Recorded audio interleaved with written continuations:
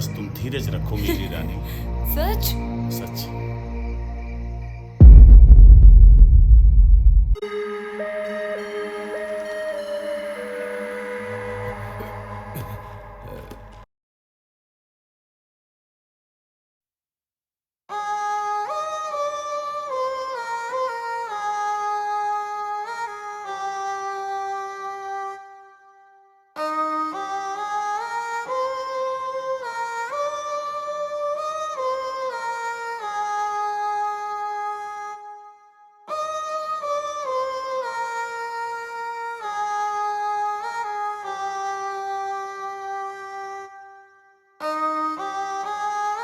कहाँ खोई हो मेरी राजकुमारी? अरे माँ, आप कब आई? जब तुम खुली आंखों से अपने सपने के राजकुमार को देख रही थी। हाँ माँ, ये बात तो सत्य है कि हम अपनी खुली आंखों से ही सपना देख रहे थे, मगर ऐसे सपने का क्या फायदा जो कभी पूरा नहीं हो सकता।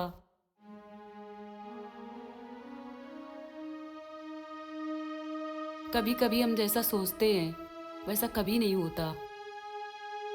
क्यों माँ, सत्य कहा ना?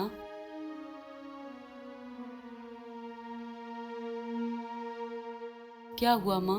कुछ नहीं, तुमने सत्य कहा। कभी कभी जो हम सोचते हैं वैसा नहीं होता, होता वही है जो ईश्वर को मंजूर होता है। पर तुम चिंता ना करो, तुम्हारे सपने अवश्य पूरे होंगे। मुझे बताओ, कौन है तुम्हारे सपनों का राजकुमार? मैं उसे तुम्हारा विवाह करा दूंगी। सच में?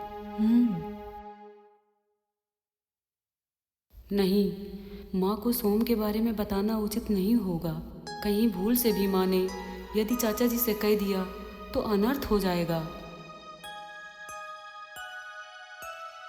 इतना क्या सोच रही हो? क्या बताऊँ माँ, हमको शर्म आ रही है। कोई बात नहीं, जब मन करे तब बता देना। अब रात बहुत हो चुकी है, सो जाओ। शुभ रात्रि। शुभ रात्रि।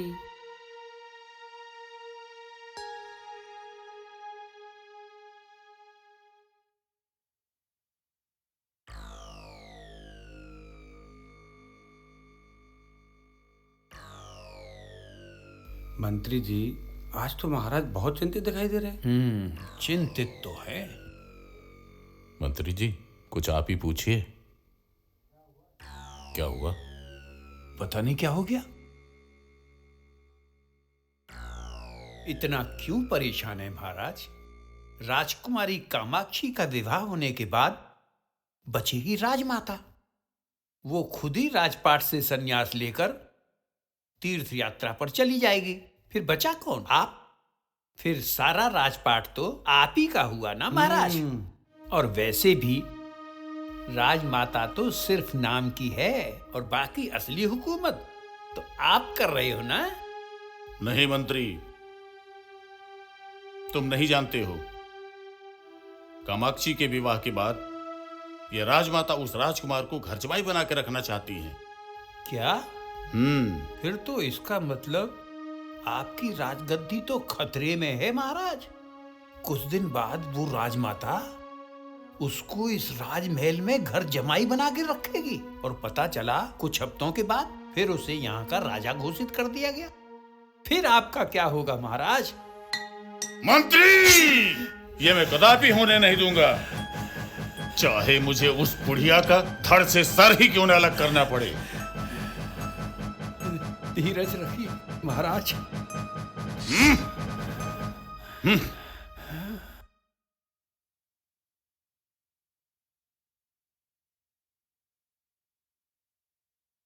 वैसे महाराज, राजमाता ऐसा कदापि नहीं करेगी, लेकिन स्त्री की बुद्धि कब फिर जाए ये भी कहा नहीं जा सकता। मैं उस राजमाता को ही खत्म कर देता हूं। न रहेगा बांस, न बजेगी बांसुरी। उसके पश्चात ये पूरा साम्राज्य हमारा है और हम जैसा चाहेंगे वैसा ही होगा। महाराज, अगर आपका आदेश हो तो मैं ही उसको मार देता हूँ। ना ना ना महाराज, ऐसा कदापि मत करना, नहीं तो राज्य की जनता विद्रोह कर देगी। यहाँ की जनता राजमाता को देवी मानती है, ऐसा बिल्कुल मत करना। अरे मंत्री, मैं ऐसा षड्यंत्र रचूंगा कि सांप भी मरेगा और लाठी भी नहीं टूटेगी।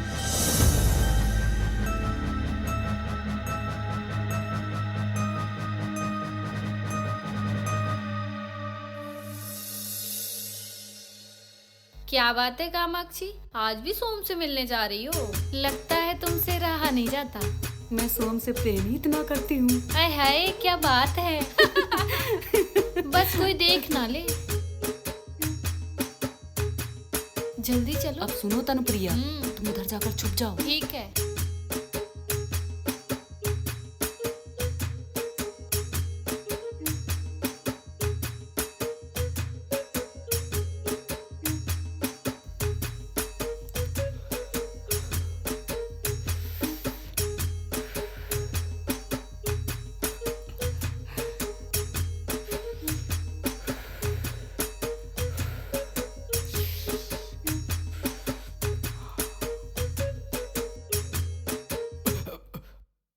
राम राम राजकुमारी जी। राम राम।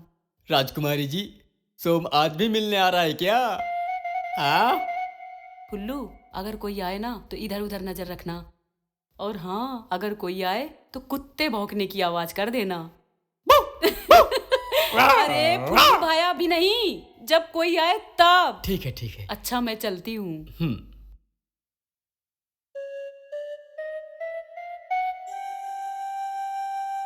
सोम, किधर हो तुम?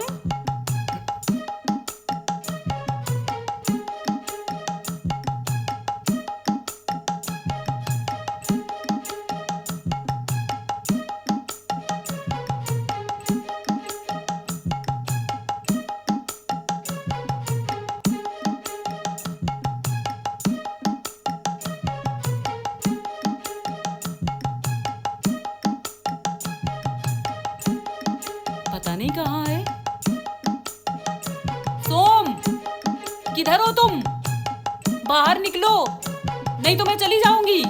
मेरे साथ छुपा छुपी का खेल मत खेलो।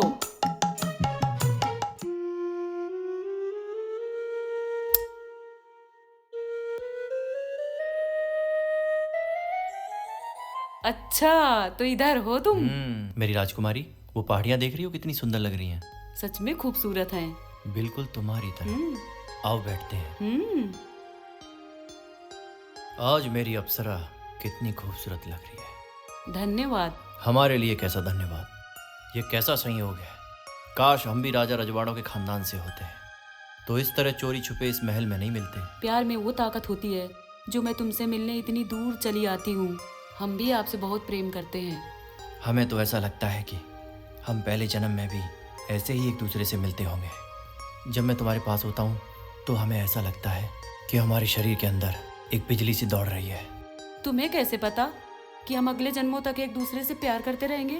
हमें एक ज्योतिषी ने बताया था, और उसने ये भी बताया था कि मेरी गर्दन पर बना ये रुद्राक्ष का निशान भी जन्मों जन्मांतर चला आ रहा है। अच्छा, इसका मतलब तुम जब भी जन्म लोगे तो ये रुद्राक्ष का निशान तुम्हारे शरीर पर हमेशा हाँ रहेगा। कामाक्षी, ये तुम्हारे लिए अच्छा होगा। तुम मुझे पहचान लेना। अवश्य पहचान लूंगी। मुझे तो तुम्हारा स्पर्श किया हुआ हर लम्हा याद है, जो मेरे शरीर में लहू की तरह समाया हुआ है। अच्छा जी। अब हम कहाँ मिलेंगे? इसी महल में। अब मैं चलती हूँ। जाना जरूरी है।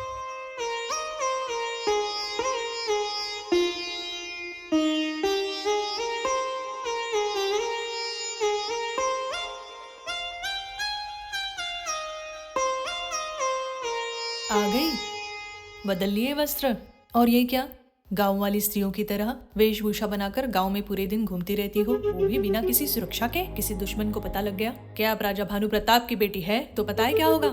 आगे से बिना सुरक्षा के तुम कहीं नहीं जाओगी। ओ माँ, जिस राज्य में भला आप जैसी शासिका का शासन हो, वहाँ दुश्मन तो क्या, परिंदे भी पर नहीं मार सकते। और मैं भला किसी से कम थोड़ी हूँ। राजमाता चंद्राणी देवी की पुत्री हूँ। कई लोगों को अकेले ही पछाड़ सकती हूँ।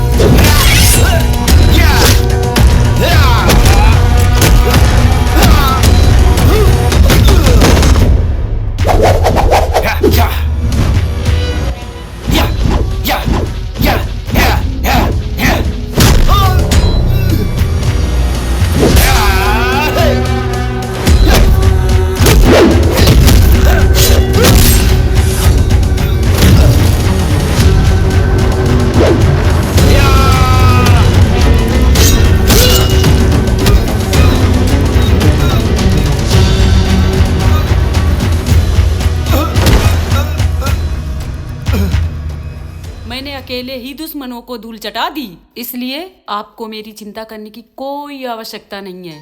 माँ हूँ तुम्हारी, चिंता तो रहेगी जब तक कि किसी सुंदर से राजकुमार से तुम्हारा विवाह नहीं हो जाता। वैसे आज भ्रमण पे कहाँ गई थी?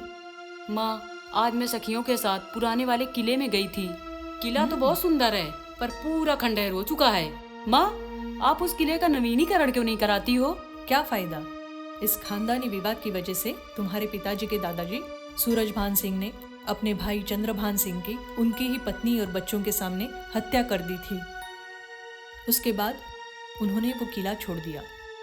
उस दिन से ये किला विवाद का विषय बन के रह गया। मगर चाचा जी तो उस किले की बहुत देखभाल करते हैं।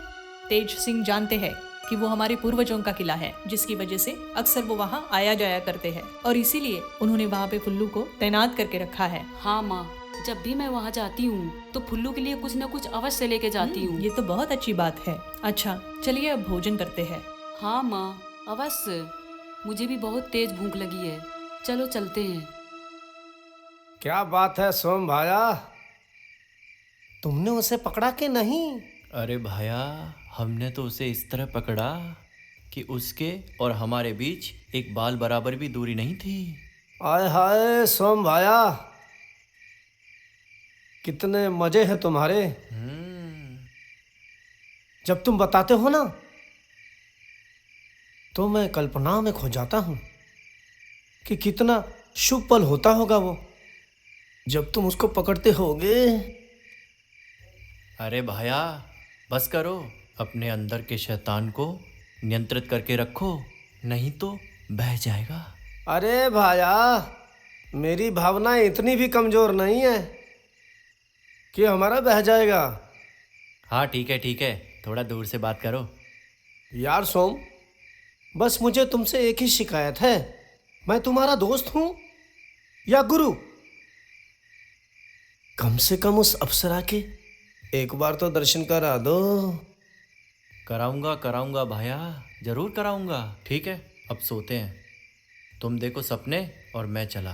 काश मेरे सपने में आप दोनों का मिलन हो जाए, मैं धन्य हो जाऊंगा। ठीक है भाया, तुम सो जाओ, हम भी चलते हैं।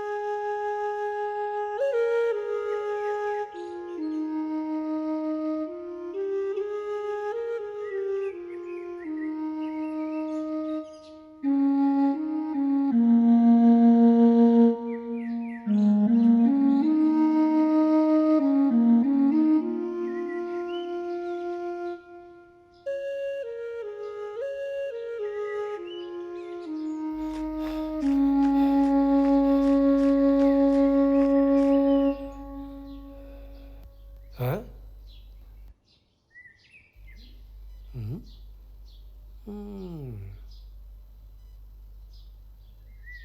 ओह,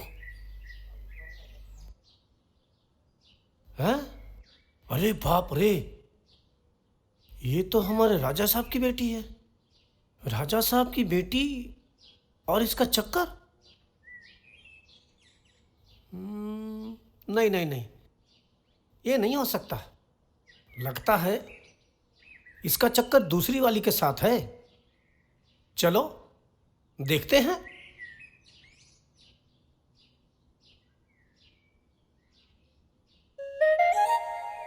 सोम, तुम यहाँ?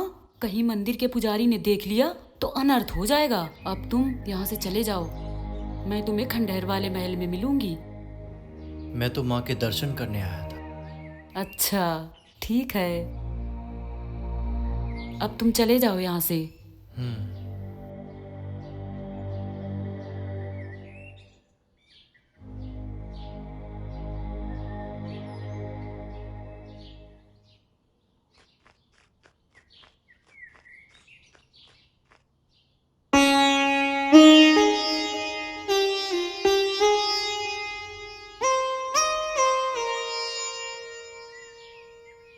आज तो दर्शन करके ही रहूंगा।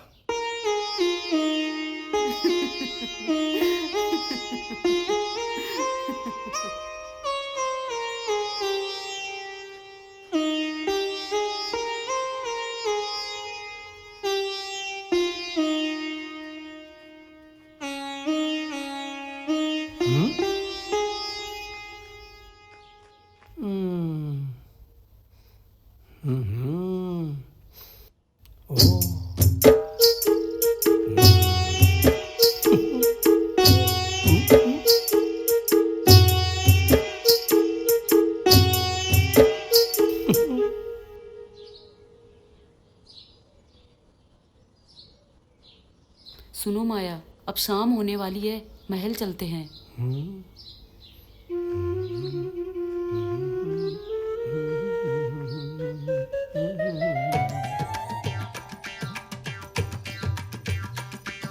आज नहीं छोड़ूंगा।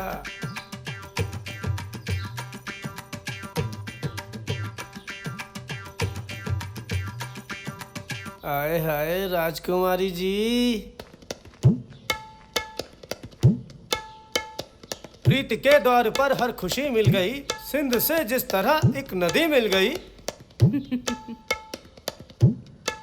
मैं भटकता रहा प्रेम की चाह में, तुम मिले तो मुझे जिंदगी मिल गई। अच्छा, आपके इस सौंदर्य को देखकर मैं धन्य हो गया, धन्य हो गया। अगर हमारी प्रशंसा हो गई हो तो अब आप जा सकते हैं।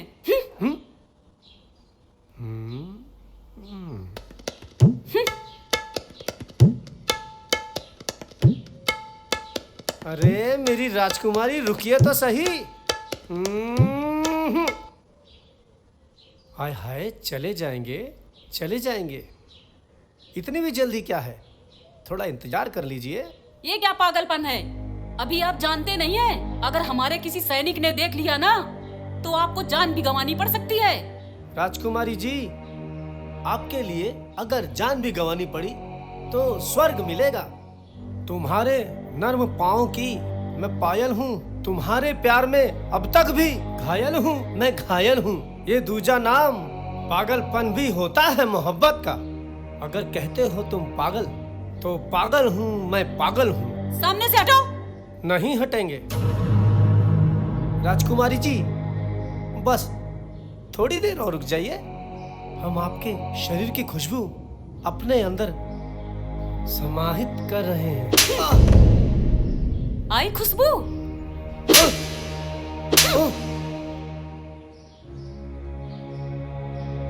हमारा रास्ता एक अजनबी रोके, तेरा इतना दुस्साहस। शायद तू जानता नहीं है, मैं इस राज्य के राजा की पुत्री हूँ। मेरे आमने सामने की बात तो दूर, अगर इस गांव के आसपास भी दिखे ना तो सीधा फांसी पर लटकवा दूंगी। क्षमा कीजिए राजकुमारी जी। चलो माया।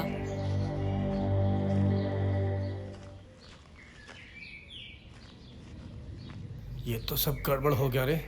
सोचा कुछ हो गया कुछ।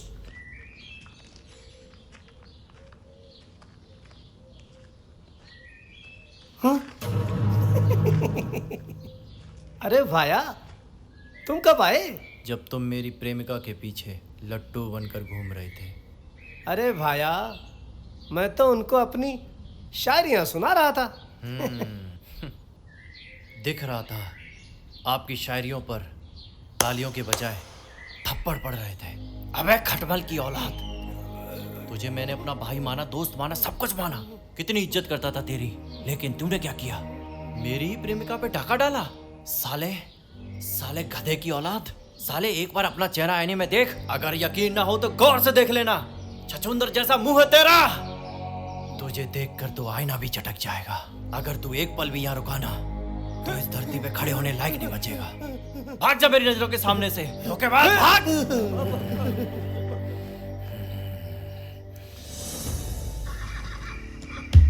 भ्राताश्री, हमारे स्वागत के लिए क्या सजावट की गई, देखिए।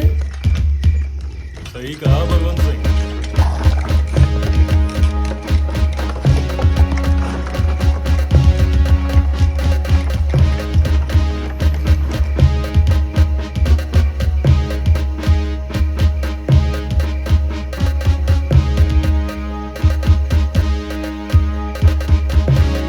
महाराज की जय हो, महाराज की जय हो, महाराज की जय हो।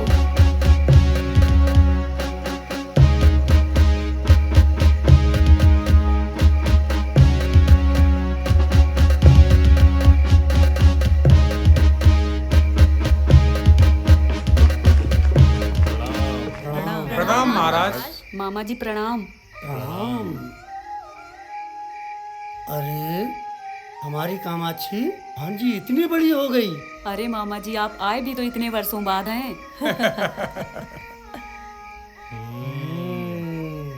सत्य कहा आप।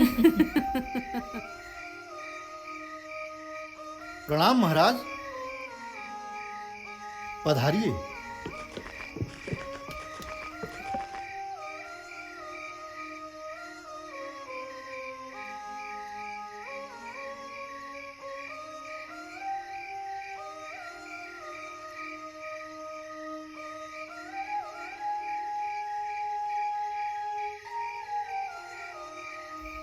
अंदर आइए। चलिए। ठीक है।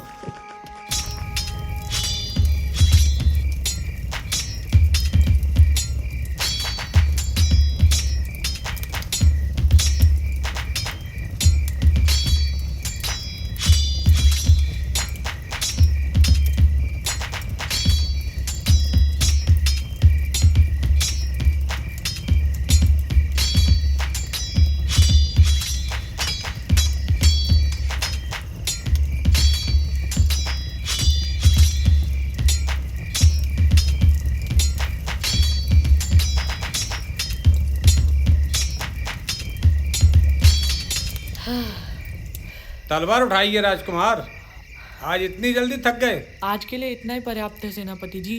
लेकिन राजकुमार, अभी तो हमने शुरू ही नहीं किया और आप इतनी जल्दी थक गए।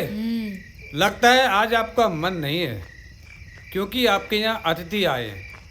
सत्य कहा ना। प्रणाम महाराज। प्रणाम मामा जी। और भांजे कुमार संभव कैसे हो? मैं अच्छा हूँ मामा जी। सेनापति, लाओ तलवार हमें दो।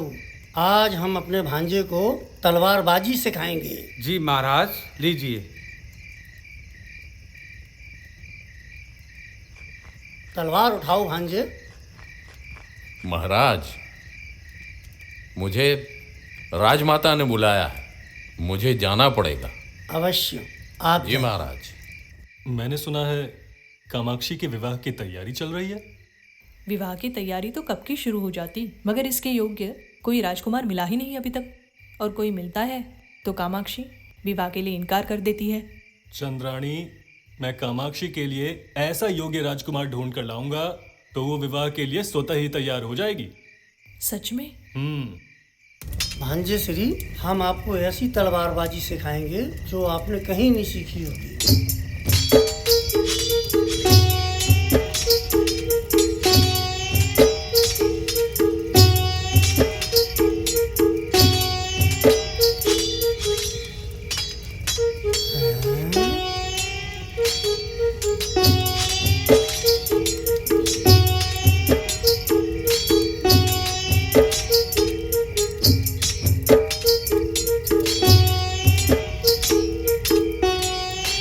लगता है ये दासी मुझ पर मोहित हो गई है। अरे क्या हुआ?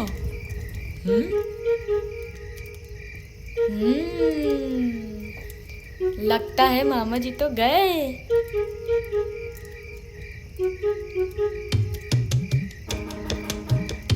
हाय हाय, इस महल में तो बहुत सुंदर सुंदर दासियां हैं।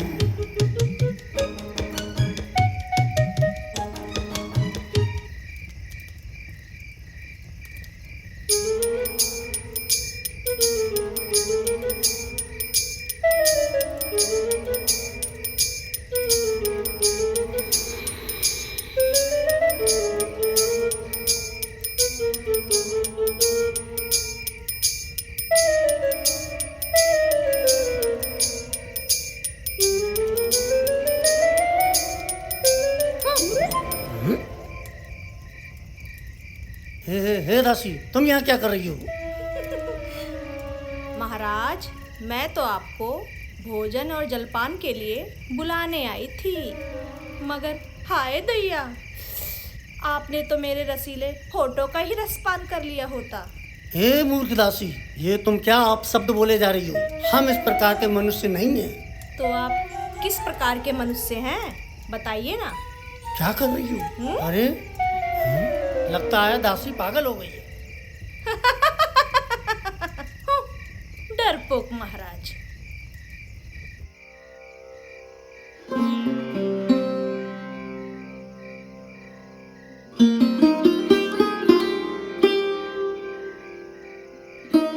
तुम्हारे सपने अवश्य पूरे होंगे।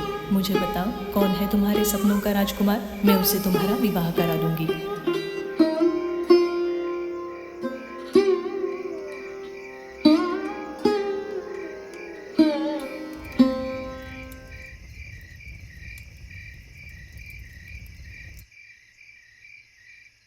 आप कितना भी प्रयत्न कर लें, जब तक राजमाता जीवित हैं, आपको राज सिंहासन नहीं मिलने वाला। और मुझे तो ऐसा प्रतीत होता है हमारे पुत्र का भविष्य अंधकार में है। नहीं देवयानी, ये तुम गलत सोच रही हो। अरे ये राजमाता कितनी दिन जीवित रहेगी? बस कामाक्षी के विवाह के बाद ये पूरा साम्राज्य हमारा ही तो है, और आने वाले समय में हमारा ही पुत्र इस विशाल साम्राज्य का राजा बनेगा। बस तुम धीरज रखो मेरी रानी। सच? सच।